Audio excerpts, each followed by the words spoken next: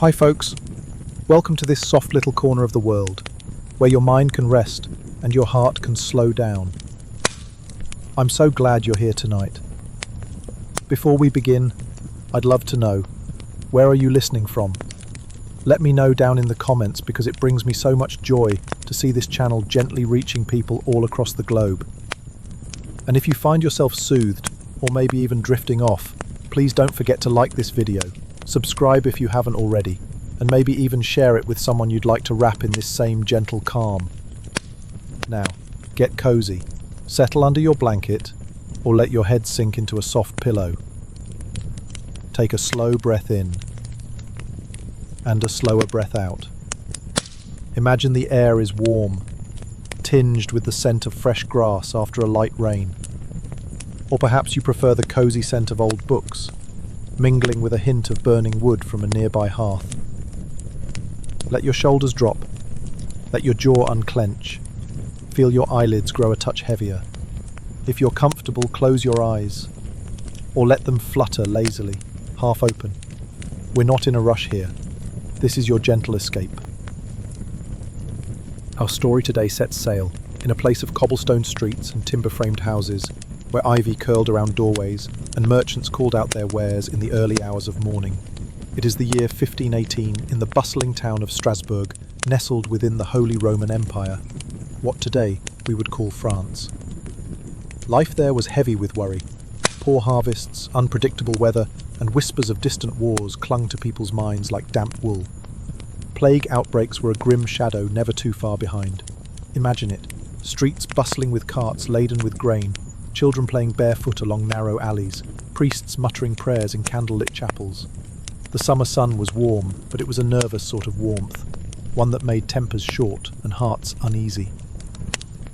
It is in this fragile world that our strange tale begins. It began with one woman. Her name, as the old records tell us, was Frau Troffer. One morning in July, she stepped from her modest home, perhaps after tending to bread or sweeping her stoop, and began to dance. No fiddler played, no lute strummed a playful tune. She simply danced, her feet tapping and twisting across the stones, arms raised, eyes distant. Neighbours watched, puzzled at first. A small crowd gathered, murmuring. Perhaps some thought she was possessed by holy fervour. Perhaps others giggled nervously, thinking she'd gone mad. But she did not stop. Not after an hour. Not after the sun sank low and bathed the rooftops in amber light. When night came, torches were lit, and still she danced, her gown dusty, her skin flushed and slick with sweat. By dawn, her feet were bleeding, yet on she danced. And then the strangest thing happened. Others joined her. By the end of the week, more than 30 people could be seen spinning, leaping, jerking about with vacant faces. They seemed unable to control themselves, like marionettes tugged by invisible strings. Word spread quickly, through market stalls, across courtyards, whispered in dark taverns over mugs of spiced ale. Some believed it was divine punishment. Others swore the devil himself had woven his way into Strasbourg. As July turned to August, the number of dancers swelled. Some estimates, drawn from city records and old bishops' letters, claim up to 400 souls were seized by this bizarre mania. Imagine the sight. Entire streets filled with people moving in frenzied patterns, their bodies slick with sweat, faces pale, lips cracked from thirst. Some wept as they danced, others laughed, high, sharp peals that made children cling to their mothers' skirts. Authorities grew desperate. At first, local physicians assured the council this was no demonic plague. Rather, it was an illness of the blood, a sort of imbalance that could be bled out. But soon their theories changed. If these poor wretches wished to dance, perhaps the only cure was to let them dance themselves to exhaustion. So the city did something astonishing. They hired musicians, drummers, pipers, fiddlers, to accompany the dancers. They even built a wooden stage in the heart of Strasbourg. It was a hopeful sort of logic. Give madness a stage, and perhaps it would perform its way out of town.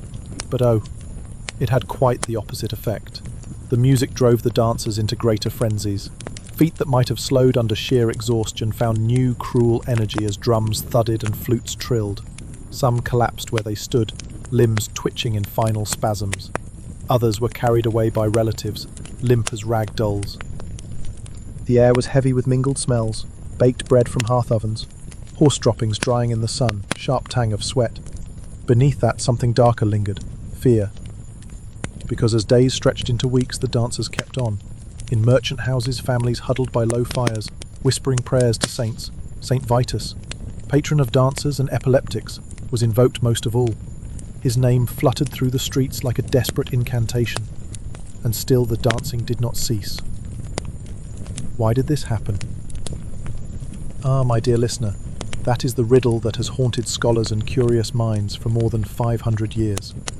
Some say it was ergot poisoning, tiny fungal spores clinging to the rye harvest, producing toxins that sparked vivid hallucinations and convulsions. It's true, the symptoms are eerily close: twitching limbs, wild visions, hearts racing to dangerous speeds. But others argue it was something even more human, more rooted in sorrow than in fungus.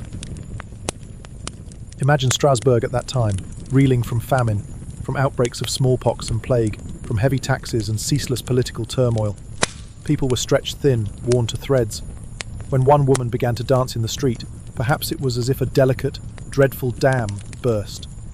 Grief and fear spilled forth, not in tears or wails, but in trembling feet and flailing arms. A mass psychogenic illness, modern scholars call it, or, more simply, mass hysteria, an unconscious, shared response to the crushing weight of their world. And how did it end? The city council, once convinced that music was the answer, realized their tragic mistake. They dismantled the stages, musicians packed away their drums. Instead, priests led solemn processions, urging people to kneel in prayer, to seek penance at the shrine of Saint Vitus, located in a nearby village in the Vosges Mountains. Some of the afflicted were carted there, barefoot and trembling, led by chanting monks who sprinkled holy water on their path. In time, slowly, painfully, the dancing plague waned. One by one, the dancers sank into exhausted sleep from which they did not rise up spinning. Their town, though, would never quite be the same. Long after the dancers had stilled, after the priests had returned to their quiet cloisters, musicians told ghost stories in taverns. They swore that on certain humid nights, if you stood quite still at the centre of Strasbourg and listened carefully, you could hear faint footsteps echoing on cobblestones that should be empty. A swirl of skirts, a fleeting shadow, then silence again. Most laughed it off, ordering another round of ale, but a few older folk would cross themselves and hurry home, pulling shutters tight, lighting candles against the dark. There was, for instance, an old weaver named Mattis Lurk, whose cottage stood on the edge of the market square. While many fled indoors when the dancers flooded through, Mathis would sit on his low wooden stool, a shuttle still clutched in his hand, watching with sad eyes. Some evenings he swore he recognized faces among the crowd. An apprentice who once carried baskets of dyed yarn for him, a woman who used to sell lavender bundles, her hair plaited in neat coils. He would bow his head then, whispering prayers under his breath, not for deliverance from demons or for Saint Vitus to relent, but simple words, hoping these neighbours might be allowed a moment of peace. In another narrow lane lived Gretel, no more than 12 years old, with a smile bright enough to soften any day. Her mother tried to keep her shut inside, fearful the sickness might somehow leap from street to doorway. But Gretel would press her nose to the window, watching bright ribbons tied in the dancer's hair whip and swirl. When the plague finally eased, Gretel was the first to run barefoot through the streets, collecting scraps of dropped cloth, stray flowers trampled into cobblestones. She tied them all into a garland that she hung above her bed, not out of mockery or superstition, but because even in horror she found something to treasure. In a small monastery outside Strasbourg, a monk named Brother Johann kept a meticulous diary, the pages thin and ink-splotched. He recorded each day's grim tally, names of those buried after collapsing mid-dance, the offerings brought to St. Vitus's shrine, the tears of parents come to beg for mercy. But tucked amid these grim accounts were softer notes, a recipe for a soothing draught of honey and thyme, lines of a hymn he composed by candlelight, and even a childish sketch of a dancing goat, drawn perhaps on a day when he desperately needed to smile. His diary survived the centuries, found in a mildewed chest by later monks, and today rests in a quiet museum archive, an echo of one man's humanity amid confusion and fear. When news of Strasbourg's dancing plague travelled beyond the city walls, it reached merchants in Frankfurt, priests in Milan, even cautious scholars at universities in Paris. Some wrote scathing condemnations, accusing Strasbourg of sin so great it spilled into public madness. Others were fascinated, sending letters back and forth, trying to understand what force could seize so many at once. In the decades that followed, laws in some cities quietly changed. Markets were more carefully policed. Dancing in streets was restricted during feast days, lest joy tip too quickly into frenzy. Public health, though they didn't call it that yet, began to be seen not merely as God's domain, but as something communities themselves must vigilantly guard. As summer turned to autumn that year, Strasbourg began to heal. Frau Troffea, the woman who first danced, disappears from records. We do not know if she survived, if she ever found rest, or if she carried that eerie compulsion, like a hidden ember that might spark again under stress. Families who had lost members would sometimes gather at dusk, lighting small lanterns on doorsteps. It became an unspoken ritual of remembrance, a row of tiny flames stretching down crooked streets. Slowly, laughter returned. Children played games with sticks and hoops. Bakers began to sing again at dawn as they kneaded dough. Life, ever persistent, quietly reclaimed the city. Decades later, grandsons and granddaughters of those who danced would tug at their grandparents' sleeves, begging for stories. Old women would sit in doorways, weaving baskets, telling of that haunted summer when music filled the air and no one could stand still. Some softened the tale, saying it was just a strange feast gone wrong. Others made it darker, a warning that to mock the saints or grow too proud invited ruin. But always there was a hush at the end of these tales, a pause where hands stilled, eyes clouded, and even the bravest children felt a chill. It is no wonder that Strasbourg's people turned to St. Vitus. Long before the dancing plague of 1518, his name was whispered by villagers across Europe, invoked whenever strange convulsions or tremors took hold. Born in Sicily in the 3rd century, Vitus was said to have been a miraculous child, healing the sick with a gentle touch, even as Roman persecution loomed. His death, by torture under Emperor Diocletian, transformed him into a powerful intercessor for all whose bodies betrayed them with fits, spasms, or visions. And so, by medieval times, St. Vitus's dance was already a familiar phrase. When Strasbourg's dancers filled the streets, it seemed only natural to blame or beg this youthful martyr. After the frenzy in Strasbourg, pilgrims travelled in greater numbers to shrines dedicated to St. Vitus. One stood in a forest clearing near Ulm, Germany. Families brought their children there, leading them by hand through morning mist, offering tiny wooden carvings shaped like limbs, arms, legs, even tiny heads, in hopes the saint would mend what was twisted within. Priests there performed elaborate blessings. Some placed small relics, a shred of bone, a scrap of ancient cloth, on the afflicted's brow. Others led slow processions around the church, chanting hymns that rose and fell like breath. These rituals were meant not only to heal, but to reassure, to give shape and form to the unknown, turning panic into something people could hold, light candles for, and whisper to in the still hours of night. Of course, not all sought help from the church alone. In Strasbourg itself, household remedies multiplied. Neighbours passed each other bundles of dried herbs, sage and rosemary for steady blood, lavender to calm the pulse. Some concocted pungent draughts of wormwood and mustard seeds, believing bitter drinks might drive out whatever devil stirred the feet. Others tried more peculiar cures, tying red ribbons around ankles to confuse the sickness, or whispering nonsense words to jolt the mind free.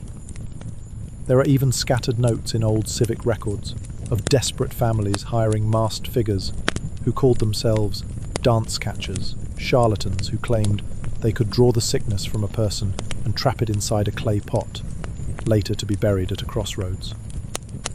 No one recorded whether these tricks ever worked.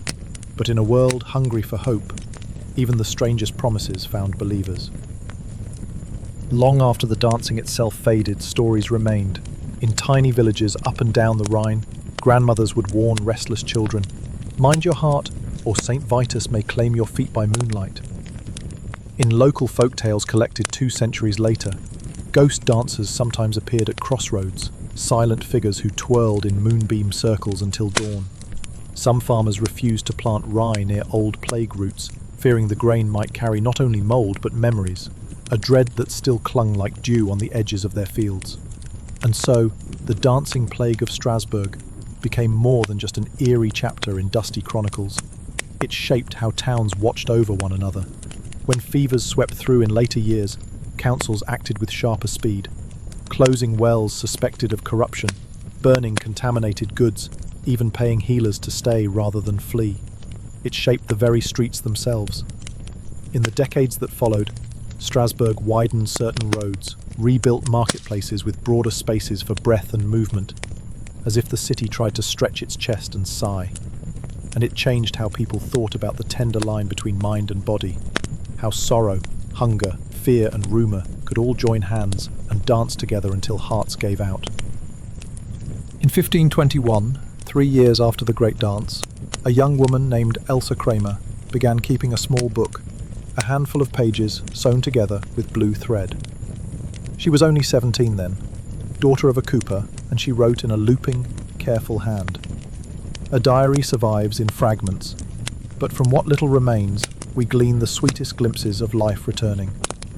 Today, Mother sang again at her work. I think her heart is mending. There were daisies growing through the stable wall. I picked one and placed it in the book. Perhaps when winter comes, I will open these pages and remember the sun. Her gentle words stand like lanterns against the memory of that haunted summer, proof that love and hope still threaded through the town's tired heart. There was also a song that took shape in Strasbourg's taverns, long after the fear had settled into legend. No one knows exactly who wrote it. Perhaps it began as a simple lullaby, then wandered into the mouths of tipsy merchants until it grew playful, with a bittersweet curl at its edges. Its chorus went something like, "Dance not too fast, dear lover of mine, lest feet forget the way home. Dance not too long, dear dreamer of mine, or the night will claim you alone." By candlelight, men and women would sway to this tune, sometimes laughing, sometimes blinking back tears, each remembering a cousin, a friend, or simply the stories told by trembling grandparents. In the centuries that followed, collectors and scholars found odd little relics tucked away in Strasbourg attics. There were shoes worn nearly to parchment, small, delicate slippers, with soles so thin you could see daylight through them. Some claimed these belonged to victims of the plague, kept by mourning families who couldn't bear to throw them out. A faded ribbon, twisted into a fragile loop, was found in the wall of an old bakery during renovations. Scrawled on a scrap of attached parchment was a name, Marika, along with a simple plea: keep her safe from the dance. Today, these objects lie in quiet glass cases in regional museums. Visitors pause before them, peering close, feeling that peculiar hush that comes when history breathes right against your cheek. The dancing plague did more than haunt, it slowly taught. In the decades that rolled onward, Strasbourg's council enacted new ordinances, cleaner wells, better food inspections, market days spaced apart to avoid dangerous crushes of people. Doctors, though still rooted in humours and dubious theories, began paying sharper attention to what grief and fear could do to bodies. Local healers emerged too, often wise women who prescribed simple balms. Poppy milk to quiet the mind, mint and chamomile to settle roiling stomachs. Some townsfolk grew to see these caretakers not as witches or charlatans, but as humble guardians of their fragile peace. Even 200 years later, the summer of dancing was not entirely gone. A French traveller, writing in 1710, passed through Strasbourg and recorded that old folks still laid sprigs of rosemary on their thresholds come midsummer. Not so much out of fear anymore, but because it had become tradition, a ritual that soothed something deep and unspoken. When people look back on the dancing plague today, some focus on the terror, on bodies failing, on minds unmoored. But there is also something poignantly human there, because when sorrow grew too large to carry alone, it spilled outward, linking neighbours in shared steps, however tragic those steps became. A year after the plague ended, bakers were the first to rise before dawn again, dusting their hands with flour, humming snatches of old psalms as they kneaded dough on broad wooden boards. Children began chasing hoops through the same streets where once people had collapsed from exhaustion. Their shrieks of laughter were like fresh water flowing over stones, washing away echoes of drumbeats that had terrified their parents. Fishermen returned to the Rhine's edges, casting lines with easy chatter. If sometimes their talk hushed when someone mentioned that haunted summer, it soon picked up again, moving to weather, to marriages, to gossip about market prices. Life had a gentle stubbornness. It insisted on resuming. Elsa Kramer's family, whose diary we touched upon earlier, had a mother who kept a small bundle of recipe scraps tied with twine. Many were typical of the time. Potions for coughs, syrups for fevers, but a few had curious notes penned in cramped script. For when the blood runs hot and heart quakes without cause, steep mint with crushed juniper, sweeten with barley malt, take thrice at dawn. Or, if feet grow restless, wrap with cloth soaked in wine and rosemary, speak calm words over them. These home remedies reveal how earnestly people tried to anchor one another, how deeply they believed that kindness, whether wrapped in herbs or murmured at a bedside, might guard a family from invisible tides. In Strasbourg's small monastery, after Brother Johann passed, his successor, Father Albrecht, kept a sketchbook of parish life. Amid careful drawings of stone arches and catalogues of monastery candles, there is a single rough illustration of 3 figures holding hands, feet lifted as if mid-dance. Beside it, he wrote, "Pray we dance thus only in joy. May no shadow seize our limbs again." Even holy men, disciplined in thought and wary of superstition, felt compelled to record this collective memory, as though writing it down might pin it safely to parchment and keep it from ever creeping back into flesh. By 1525, Strasbourg dared to hold large public festivals again. Midsummer fairs returned first. Merchants pitched bright tents. Cloth banners rippled like laughter. Jugglers and puppet plays drew delighted crowds. But the city council took quiet precautions. They hired fewer drummers. They posted guards at the main square to watch for signs of anyone whose dancing might grow wild-eyed, uncontrolled. When evenings ended without incident, relief washed over the crowds almost visibly. People embraced longer, lingered by lanterns, as if savouring the newfound normal. By autumn, weddings once again featured dances that spiraled joyfully through candlelit halls. A sign, perhaps, that the human heart is always eager to reclaim its reasons to celebrate. Still, the fear of St. Vitus's dance never fully died. Even 60 years later, records note that villagers would visit small roadside shrines and leave offerings.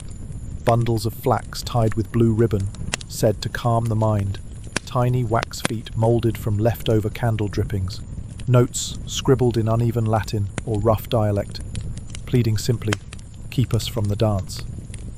A cobbler's widow, named Magdalena, was recorded as leaving her husband's worn shoe by a chapel door, that he might dance no more, even in death. Some may find this morbid, but truly it was an act of love, a way to protect those already lost and soothe the tender ache of memory. Even today, if you wander Strasbourg's oldest lanes at twilight, there's a hush that seems to gather, a subtle catch in the air that locals rarely mention. Guides leading evening tours sometimes pause by ancient archways, lowering their voices to share. It was here the dancers once whirled, under balconies still standing. Listen close enough, some say, and you might hear faint music, though no lute or drum plays there. Is it mere fancy? Perhaps.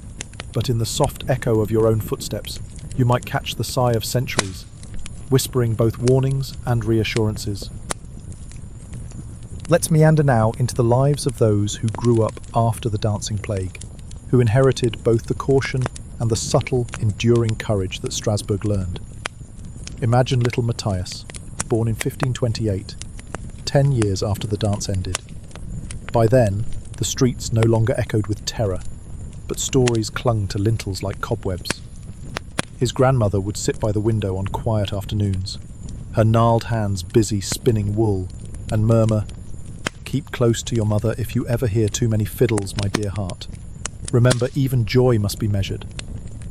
Young Matthias would nod solemnly, though his thoughts soon scampered elsewhere, toward games of hoops and tiny carved soldiers. But at night, as the family gathered around their hearth, the tales rose again. There was a summer when feet could not stop. Men and women danced until the breath was lost from their chests. Matthias shivered, even under his blanket, yet felt strangely proud, like someone who belonged to a city that had faced something monstrous and still stood. As decades turned, Strasbourg's guilds resumed their annual fairs with increasing confidence. Weavers, masons, bakers, they all paraded under bright banners, bearing symbols of their trades. Yet a subtle rule arose, unwritten but understood. Large dance circles were to be short, simple. Processional dances with measured steps replaced frenzied reels. It was as if the memory of uncontrolled feet remained a gentle hand on everyone's shoulder, guiding them back to moderation. Even so, joy was never banished. Children learned small circle games, clapping and skipping under the watch of laughing elders. It became a quiet ritual of trust, proving that happiness could return without threatening to overflow into madness. There are even a few love stories recorded from that time. Not grand epics, but soft, homely romances born in the cautious calm that followed disaster. One involves Lena, a butcher's daughter, and Hugo, who delivered grain to the town mill. They met at a modest midsummer feast around 1530. No grand dances were held, only simple pairs stepping slowly to a gentle pipe tune. Lena later told her cousins that she fell for Hugo because he bowed so deeply before offering his hand, as if he respected the very air I breathed. They wed the next spring. And though their grandchildren would eventually hear frightening tales of that earlier plague summer, for them the story was always intertwined with warm bread, fresh violets, and the soft thrill of new love. Even households that were not overtly religious tended to keep a small slip of parchment tucked near the door. Written on it might be, "Sancte Vitus, custodi pedis meos," "Sant Vitus, guard my feet," or in plain dialect, "Holy One, keep us steady." It was a tiny insurance, a charm against the possibility that joy might again tip over into terror. Mothers sometimes taught their children to whisper it before bed, like a lullaby, though it was half an anxious plea. In this way, memory of the plague was woven into daily life, not as a black cloud, but as a caution that lived alongside love, laughter, and harvest songs. By the time Matthias grew into an old man, the dancing plague was spoken of with less dread and more curiosity. Young students at Strasbourg's emerging schools would sometimes question their tutors. Could it truly have happened? Did people really dance until their hearts stopped? And elderly men, some who had heard first-hand accounts from their parents, would nod gravely. Aye, and more, but we learned. We keep our hearts and feet under watch even now. In church records from 1582, a sermon survives that mentions the plague only briefly, to caution against disordered revelry. Mostly, it focused on gratitude, on the blessings of plain bread, of sturdy homes, of laughter that did not slip the leash. By the early 1600s, Strasbourg's festivals were bright again, bold with pageantry and music. Guilds competed to hang the tallest maypole, children raced barefoot over flower-strewn paths, young lovers exchanged garlands woven from river reeds. Dancing returned too, but with a new wisdom, like a horse trained to respond to the gentlest tug on the rein. People learned to watch one another, to pull friends close if their faces grew too flushed, to share water, to pause for breath. What might have been fear turned instead into gentle guardianship. Neighbours mindful of neighbours, families tender with one another. Merchants who sailed the Rhine would sometimes carry letters from Strasbourg to Basel to Mainz to small clusters of villages whose names now rest mostly in the margins of old maps. Among the bundles of trade accounts and contracts, we find tender personal missives, like one penned by a Strasbourg cloth merchant, Rudiger, to his sister living near Worms. Dearest martyr, I write to tell thee our streets are calm again. No drums, no dreadful footfalls, only honest carts on cobbles, hawking fish or pears. Yet I keep to modest ale, wary of too much revel. Let it hearten thee to know we watch each other well. Such small lines hint at how families soothed one another's fears, how distant siblings, aging parents, even childhood friends clung to assurances that Strasbourg was once more a city of peaceful trade and humble dinners. Minstrels who roamed from village to village were the social media of their day, carrying stories and songs bundled alongside gossip. After 1518, several folk tunes that once had wild, racing tempos were slowed deliberately. Lyrics were gently altered. So, music too evolved, taking on the weight of memory, yet ensuring that communities still found ways to gather and step lightly together. In archives from Cologne and Ulm, careful link notations reveal something quietly telling. For roughly 2 years after Strasbourg's dancing plague, there were sudden shortages of certain wares. Rosemary and mint, shipped in larger quantities than usual. Likely for the calming tonics we spoke of earlier, soft leather shoes, in surprising numbers, purchased by people who feared the return of restless feet, believing gentler souls might quiet some phantom urge. Even small silver charms, shaped like tiny legs or feet, commissioned by more prosperous households as talismans. Commerce often leaves behind the plainest records, but they whisper of collective moods more eloquently than many chronicles. A Flemish painter named Arnoul de Langier passed through Strasbourg about 1534 on his way to Italian courts. In a small brown leather journal he kept notes, mostly pigment recipes and sketches of local church windows. Yet squeezed in one margin he wrote, "Strasbourg, fair city, traders honest, children bold in street games, yet some elders grow solemn at flutes. Saw a woman cross herself thrice at mere whistle of a tune. A traveller's eyes catch details locals no longer consciously see. His tiny observation reveals how even decades later a faint tremor might still pass through older hearts at the sound of a jaunty melody." Long after, in village chapels around Alsace, wedding ceremonies took on a new custom. Before the dancing began, the priest would offer a brief invocation, not only for love and fruitfulness, but also for measured joy, asking that the feet of the bride and groom might be light with gladness, yet ever guided by holy sense. Brides wore garters embroidered with tiny crosses, and grooms sometimes tucked sprigs of lavender into their shoes, not just for scent, but believed to steady the nerves. So the memory of that plague seeped even into romance, transforming into small rituals that mingled caution with celebration. Children's rhymes with shadows of history. By the late 1500s, Strasbourg's streets rang with children's rhymes that sounded cheerful, yet carried faint echoes of old fears. What started as somber folklore slowly softened into playful charm, the same way a sharp stone grows smooth when rolled long enough by river currents. Meanwhile, the scholarly world did not forget. Medical men in Frankfurt, Paris, and even as far as Padua continued to debate Strasbourg's strange event. Was it corrupted air? Was it the infamous ergot on rye, tiny dark fungal growths that could poison bread and warp the mind? Some doctors compiled careful case notes, citing Strasbourg as a reason to keep bakeries clean, grain dry, and civic fountains maintained. Others leaned into theories of mass fear, arguing that minds overwrought by war, famine, and spiritual dread could tip whole crowds into dangerous mimicry. Thus the dancing plague of Strasbourg quietly changed the course of public health, urging cities to inspect food more rigorously, to fund hospitals with new seriousness, and to consider that the human heart and mind were as vital to tend as wounds or fevers.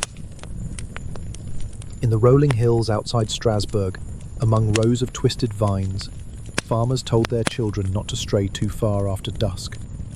Old men muttered of seeing strange shapes at twilight, figures clothed in faded festival garb, hands clasped as if mid-revel, drifting silently through vineyard rows. Sometimes these ghostly dancers would pause, turn, and vanish like breath on a cold pane. So local folk devised small protections, tying sprigs of wormwood over door lintels or leaving out bowls of milk, offerings to soothe any wandering souls who might otherwise try to lure the living into their eternal dance. A favourite tavern tale in later Alsace centred on a travelling fiddler named Christoph, who was said to have found an old violin half buried near the city wall, tangled in nettles. When he drew the bow across the strings, the instrument sprang to eerie life, playing tunes no mortal hand had composed. Crowds that gathered found their feet growing hot, restless, hearts hammering in unison until fear tangled with delight. In some versions of the story, Christoph fled in horror, casting the violin into the ill river, watching it swirl away. In others, he continued to play, driven mad by his own melodies, until he collapsed on a moonlit road, his feet raw and bloody from unceasing motion.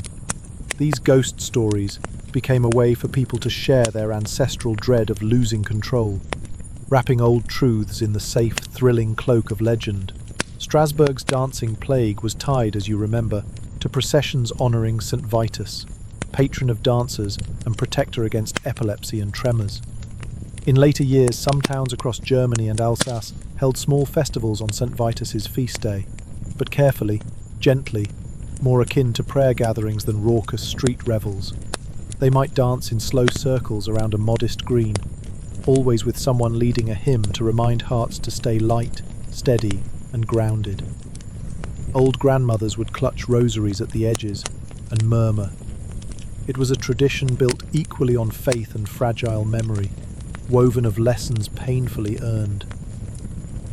As folklore deepened, so did the trade of cunning wanderers. Itinerant minstrels and so-called wise men who arrived with promises to heal not just the body, but also the echoing spirit. They'd set up in Strasbourg's marketplaces with painted carts, offering charms and songs said to banish the itch in the feet. Some strummed peculiar instruments, hurdy-gurdies or small reed flutes, made from river reeds, their tones breathy and strangely soothing. If you lingered to watch, they'd smile wide, claiming their music could untangle lingering curses, ensuring no village ever suffered mad dances again. Did it truly work? Who can say? Yet the gentle ritual of gathering, listening, and believing together likely eased many hearts. In humble cottages, whispered stories spoke of secret kitchen remedies, passed down through mothers. One Alsatian tale told of Mariette, a baker's wife, who claimed she could recognize tainted grain by smell alone. Women from nearby lanes brought tiny pouches of flour for her to examine. If she wrinkled her nose and cast it on the hearth, they went home relieved, burning the rest rather than risk baking loaves that might tempt darker forces into their homes. These tales mingled with practical wisdom, gently reinforcing careful habits that protected families long after official memories of the plague had faded. Decades, and then centuries later, Alsace children still wore small bells sewn to the hems of their tunics. Mothers said it was for protection, so that St. Vitus would hear them and keep their steps light, never cursed. It also served a practical mother's comfort. The gentle jingling told them exactly where their children ran, playing among orchard trees or chasing hens across a yard. So even superstition had its warm, human side. Another tender net to catch anxiety, woven by countless hands. Some of Strasbourg's inns grew famous for murals that half commemorated, half warned. Inside the Golden Crown Tavern near the Munster Gate, patrons once drank under ceiling beams painted with pale dancers, faces alight, feet in constant whirl. Local legend claimed the painter, Old Master Adelbrecht, finished the mural only after placing rosemary wreaths on each corner beam to keep any spirit of frenzy from lingering. Travellers might stare upward, mugs in hand, feeling a strange chill creep down their backs, yet always comforted by the warm room, the clink of coins, and the bustling innkeeper's laughter that chased away any dark mists of the past. Picture a modest timber-framed house along a narrow lane. The door stands ajar to let out some of the afternoon heat. Inside, a broad hearth flickers, its coals settled into a rich glow. A woman named Elsbeth, sleeves rolled above her elbows, kneads dough in a wide earthenware bowl. Her hands are dusted white, her cheeks flushed from leaning over the table. Beside her, a small boy grins as he shapes leftover scraps into awkward little figures. He calls them dancing men. She gives him a gentle tap with her floury knuckles, half chiding, half smiling. On the windowsill sits a crock of milk and a bundle of herbs: bay, thyme, a sprig of rue. Some say rue keeps dark spirits away, though for Elsbeth, it's mostly to scent the soup pot later. The scent of yeast and wood smoke mingles in a way so deeply comforting it could cradle your very bones. Come evening, the family gathers at a scarred wooden table. The father, Hans, folds his broad hands and murmurs a short grace that is half memorized litany, half personal plea. Lord, keep our steps steady, our hearts merry but not reckless. Guard this home from sorrow's plague, and make our daily bread clean and kind. Outside, a blackbird calls once, then falls silent. They break the bread, passing chunks from palm to palm, dipping them in a shallow bowl of warm broth. The littlest child yawns, leaning against her mother's side, softly closing her eyes even before the meal is done. Meanwhile, elsewhere in Strasbourg, within cool cloister walls, monks bend over their desks by slender candle flames. They copy psalms in neat Gothic hands, pausing sometimes to rub cramped wrists. Beside them stand slim glass vials of oak gull ink, small knives to sharpen quills, and bits of soft cloth to blot each precious line. Though the city beyond their iron-grilled windows was once racked by frenzied dances, here the pace is calm, anchored in holy syllables. Sometimes a brother will pause, look toward the narrow slit of window, and smile faintly at the way dusklight pools in golden shapes on the flagstones. Even in places of solemn discipline, beauty seeps in quietly. At dawn on market days, Strasbourg's squares burst to life. Imagine the bustle. Stalls loaded with woven baskets of apples, bundles of green onions tied with straw, pyramids of hard cheeses with cracked golden rinds. A butcher stands beneath a sign, painted with a cheerful red boar. He sharpens his knife on a whetstone with long, graceful pulls, calling out prices to passing cooks. Children slip between legs, chasing a dog that carries off someone's dropped pie crust. A flower seller scolds them lightly, then tucks a tiny blossom behind one girl's ear. Here, you'd hardly guess this was the same city that once watched neighbours collapse in fearful dances. The market rings only with honest commerce and playful chatter, a balm to all old wounds. As night tiptoes in, lanterns blink to life along Strasbourg's river. Their warm halos tremble on the gentle current, doubling into soft golden ribbons that stretch across the dark water. Couples stroll arm in arm, sharing small gossip: whose son is to be married, whose cow has calved, which baker's bread was said to be too heavy this week. Older widows walk together, each carrying a little rushlight, their voices low, nodding at passers-by in companionable quiet. If you pause here, just by the low stone parapet, you can listen to the water slip around its moorings. A steady, soothing hush that seems to whisper, "All is well, all is calm, all shall rest." The winters in Strasbourg were crisp and long, blanketing the rooftops in white and leaving the cobbles glistening like the scales of a frost-dusted fish. But inside the homes, winter brought joy. It was a season of gathering, of shared food and long, twilight storytelling. And the most treasured event was the midwinter feast, a custom both pagan in its roots and lit with Christian reverence. Picture this: a wooden hall decorated with garlands of holly and fir, strung with dried orange slices and ribbons the colour of cranberries. Candles glow from every windowsill, their flames dancing slowly in the draughtless warmth of the room. At the centre stands a grand table, laden with roasted root vegetables, goose basted with honey, loaves of spiced bread, jugs of dark ale, and pies filled with apples, nuts, and dried plums. Children tumble near the hearth, sneaking bits of marzipan from their pockets. A fiddler tunes his bow and draws out slow, wistful melodies, songs of winter light, of warmth found even in the coldest month. Every winter feast, one figure was always invited: Anna, the candle keeper. She was an elderly woman, wrapped in a deep blue shawl, and her hands bore little nicks and wax marks from her trade in beeswax tapers and night candles. Anna brought a bundle of 12 candles, each to be lit for the 12 nights following the feast. Each flame had a name: hope, hearth, health, rest, love, courage, memory, joy, kindness, protection, laughter, peace. As she passed them out, she whispered the name to each receiver, encouraging them to hold it in their heart as a quiet gift through the dark season. "Don't just burn it," she would say. "Live it as the light lives." Even long after she passed, families would still leave a small taper burning on the windowsill at night, whispering Anna's 12 blessings before sleep took them. After winter thawed and flowers began to peek through patches of snow, Strasbourg would burst into colour for the spring fair, a celebration of renewal, fresh starts, and laughter reclaiming the streets. Picture the city gates wide open, banners fluttering in the breeze, musicians stationed on every corner, and merchant stalls overflowing with dyed wool, painted eggs, simple toys carved from soft pine, and candied nuts wrapped in waxed paper.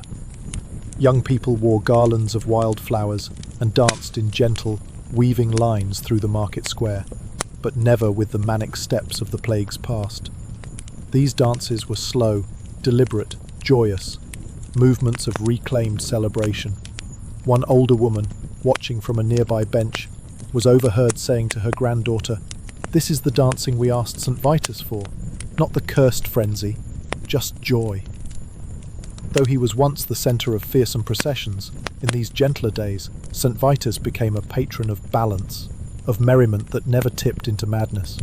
His small statues were often tucked into homes, placed above mantel shelves or on windowsills. In some places, they even included little counterweights at the base, to help the statue wobble just slightly when nudged, symbolizing the truth that joy should move us, but never shake us from our grounding. And so, St. Vitus became not a warning, but a reminder. The dancing plague had left behind more than just folk songs and fair rituals. It had also awakened new attentiveness to public and private health. Where once spiritual penance or public music had been the primary prescription, now more rational minds began to explore the human body with new curiosity.